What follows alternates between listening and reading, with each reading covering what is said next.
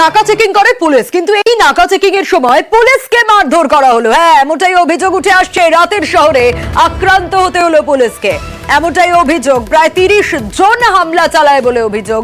নাকা চেকিং এ বাধা দেওয়ার অভিযোগ। আরো বিস্তারিত এই বিষয়ে রনক আমাদের জানাতে পারবে। রনক, প্রায় 30 জন হামলা চালায় বলে অভিযোগ। নাকা চেকিং করছিল পুলিশরা, কিন্তু কেন, কি কারণে এই হামলা তাদের? দেখো, একেবারেই পার্ক সার্কাস ট্রাফিক গার্ডের অন্তর্গত সার্জেন্ট এবং তার সঙ্গে আরো একজন সিভিক ভলেন্টিয়ার এবং কনস্টেবল তারা নাকা চেকিং করছিল এবং সেই গতকাল গভীর রাতে প্রায় 20 থেকে 30 জন দুষ্কৃতী তাদের উপর হামলা চালায়। যেটা প্রাথমিকভাবে জানা যাচ্ছে, সেই যারা এই হামলাটি করে তারা কিন্তু মদ্যপ অবস্থায় ছিল এবং তাদেরকে নাকা চেকিং এর সময় ধরা হলেই প্রথমে পুলিশের সঙ্গে বাকবিতণ্ডা শুরু হয় এবং তারপরেই কিন্তু এই সার্জেন্টের উপর চড়াও হয় প্রায় 20 থেকে 30 জন।